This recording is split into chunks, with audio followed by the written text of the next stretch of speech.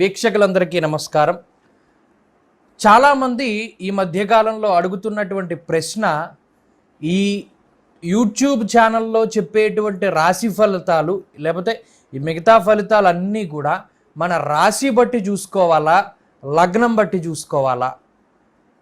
మన రాశి బట్టి చూసుకుంటే మరి ఈ ప్రపంచ జనాభా మొత్తం చూసుకుంటే 600 కోట్ల పైన ఉన్నారు కదా, 50 కోట్ల మంది ఒక రాశికి చెందిన వాళ్ళు ఉంటారు. ఇది ఎంతవరకు మన జీవితంలో అప్లికబుల్ అవుతుంది? ఇది రెండవ ప్రశ్న. చాలామందికి ఏలినాటి శని అంటే కంపారిజన్స్, మన జీవితంలో చాలామంది చేసేటువంటి విషయం ఏమిటి అంటే కంపారిజన్. నాకు ఏలినాటి శని జరుగుతోంది, నా పక్కనున్న ఇంటి వాడికి ఏలినాటి శని జరుగుతోంది, నేను అధోగతి పాలవుతున్నాను, వాడు మాత్రం ఉన్నతమైనటువంటి స్థితికి వెళ్ళిపోతున్నాడు. దానికి గల కారణం ఏమిటి? ఇద్దరికి ఏలినాటి శనే కదా, ఇద్దరు బాధపడిపోవాలి కదా, మరి ఎందుకు అలా జరగట్లేదు? ఇలా 3 ప్రశ్నలు ఈ వీడియో ద్వారా నేను సమాధానం చెప్పదలిచాను. ఇది కూడా ఎక్కడా కూడా గాలి మాటల్లా కాదు, పూర్తి శాస్త్రబద్ధమైనటువంటి ప్రమాణాలతోనే, ఆ శ్లోకపూరితమైనటువంటి ఆధారాలతో అసలు ఏది మనం ఫాలో అవ్వాలి అనేటువంటి విషయాలని ఈ వీడియో ద్వారా మనం పూర్తిగా తెలుసుకుందాం.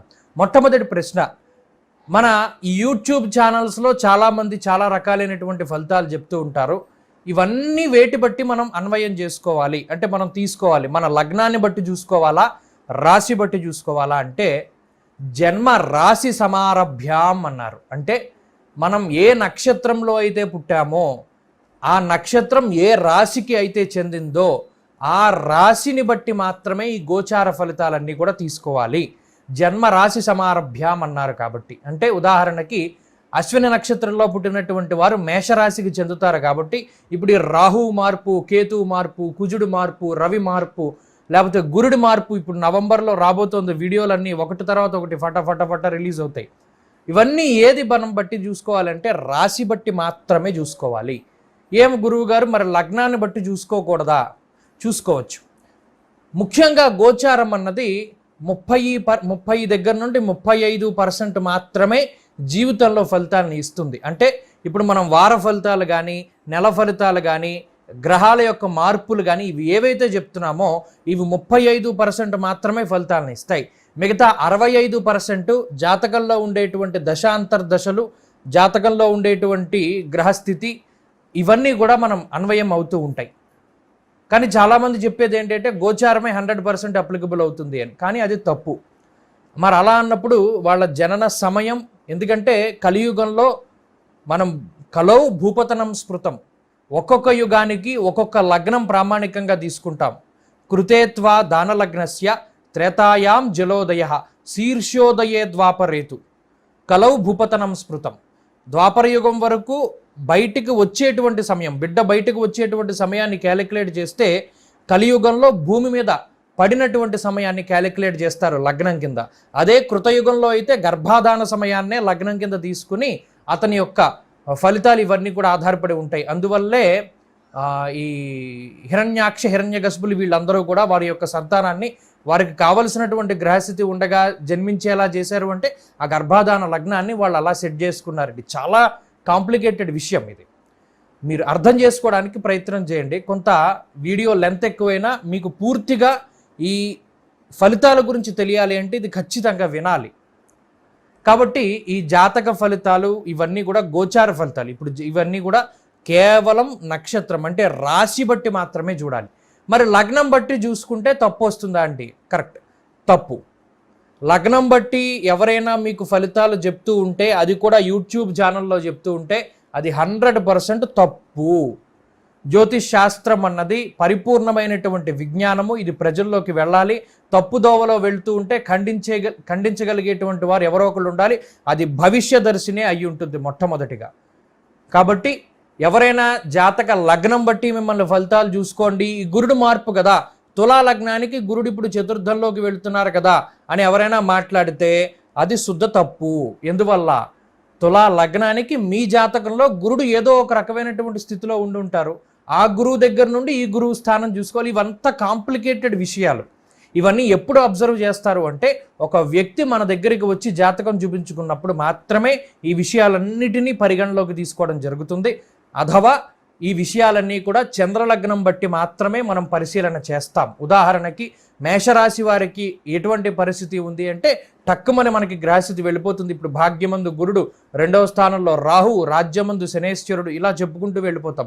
ఆ ఫలితాలు ఖచ్చితంగా అన్వయం అవుతాయి.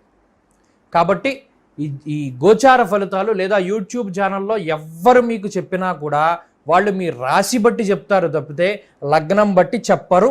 ఎవరైనా లగ్నం బట్టి మాట్లాడుతూ ఉంటే అది తప్పు కింద లెక్క. అలాగే ఇంకొక ప్రశ్న, ఈ మనకి ఏలినాటి శని, మన పక్కవాడికి ఏలినాటి శని జరుగుతుంది గురువుగారు, మరి ఇప్పుడు మనమేమో అధోగతి పాలు అయిపోతూ ఉంటాం, వాడేమో ఉన్నతంగా ఉంటూ ఉంటాడు, ఎలా? ఉదాహరణకి కొంతమంది ఏలినాటి శనిలో ప్రధానమంత్రులు అయినటువంటి వాళ్ళు కూడా ఉంటారు. దీనికి కూడా ముందు చెప్పినటువంటి సమాధానమే.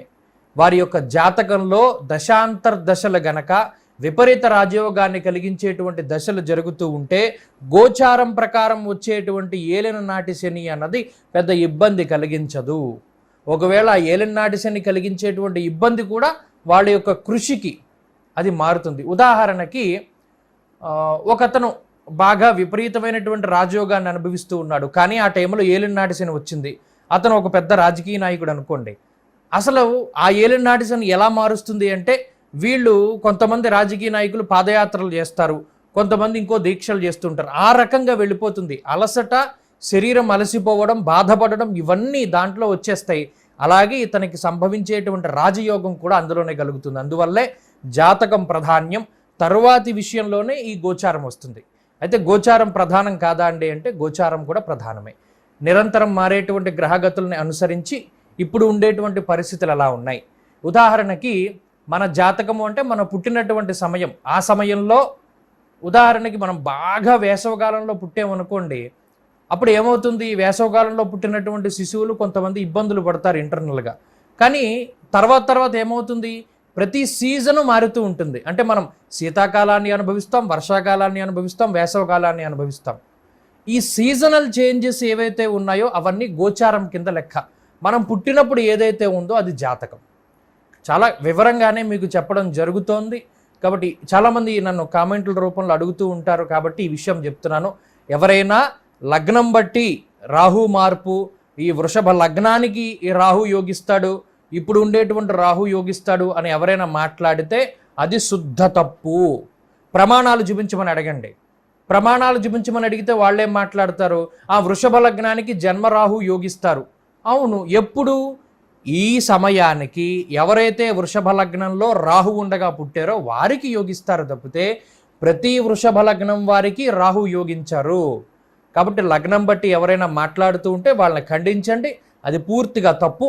గోచారం ప్రకారం అంటే రాశి బట్టి మాత్రమే ఈ ఫలితాలు అన్వయం అవుతాయి.